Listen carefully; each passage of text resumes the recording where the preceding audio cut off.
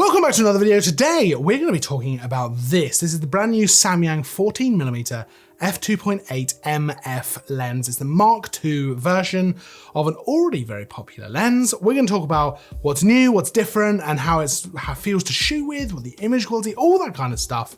But first things first, I think we should probably talk about the fact that the actual optics in this lens are the same as in previous versions. So really, the upgrades and the differences are going to be pretty much the cosmetics, so the actual look and the feel and the design of the lens, but also the way it works and things like that, so the way it feels to shoot, which is quite significant actually. There's been some decent upgrades and kind of quality of life upgrades. But in case you are unfamiliar with the Mark I lens, which is absolutely fine, we are going to just talk about image quality first and foremost. So first of all, it comes in EF mount, so Canon EF mount, Nikon F mount, and Sony E mount. I've been using it with Sony cameras, so the A7 III and the A7R4, because I wanted to see how it would deal with that higher resolution as well. Actually, those slightly older optics hold up really well. It's still very sharp, especially in the center wide open, and then as you stop down, it gets sharper in the corners as well. But there's a good amount of sharpness here. I like the colors, the contrast is decent, that kind of thing. So they hold up really quite surprisingly well with this lens. It does offer a lot of options and kind of flexibility for shooting different kind of things, whether that's photo or video actually.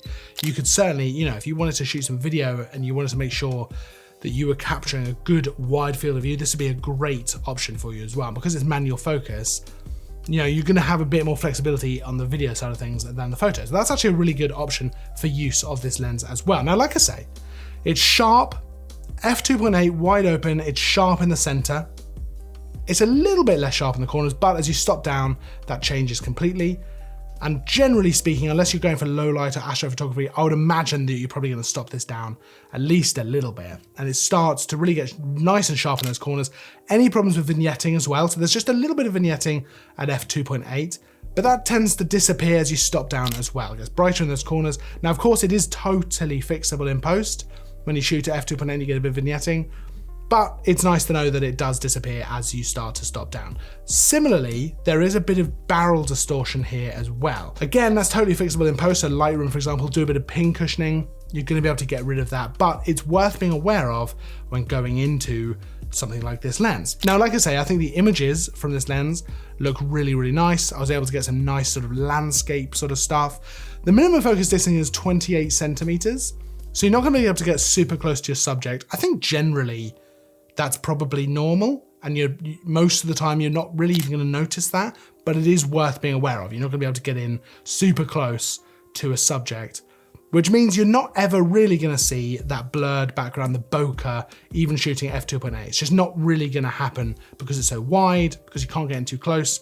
But if you do go to that very minimum focus distance to try and get a blurred background, the bokeh is fine. It's absolutely fine. It's not anything special. It's not super smooth, but then I don't think anyone would ever expect it to be anything more than that. It would almost feel like a waste if the bokeh was amazing, because it's just, when are you going to use that? So I don't think that's a problem at all. But again, like I say, worth being aware of. I tested it out and that is the situation. Obviously, I can imagine a lot of people using this for landscape, but also things like architecture photography and certainly astrophotography. This is a very wide field of view and a nice bright aperture.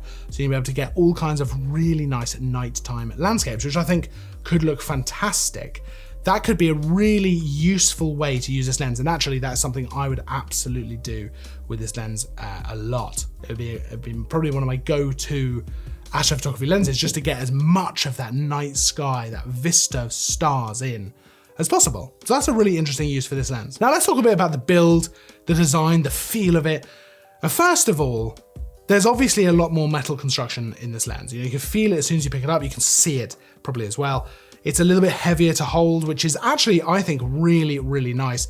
It does actually pair very well with cameras like the A7 III and the A7R4.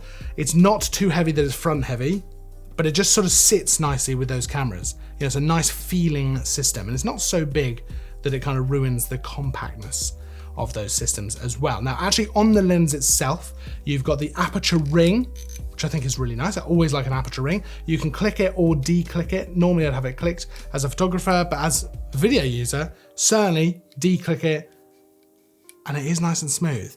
You've also obviously got the manual focus ring, which is obviously very important when you're talking about a manual focus lens. And I'm happy to say, because this is always a concern, I'm happy to say this is a very nicely weighted manual focus ring.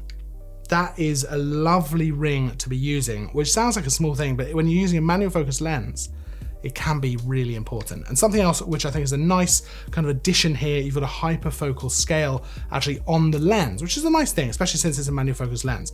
There's also a way to lock the focus. So you've actually got a lock focus ring here. So once you've set your focus, you can lock that in place so that you don't accidentally change the focus while you're adjusting something else or reframing things. Now you might have noticed this lens hood actually on the front of the lens. That is built in to the lens as part of the construction, which means that realistically, you're not going to be using any conventional filters, ND, polarizing, anything like that.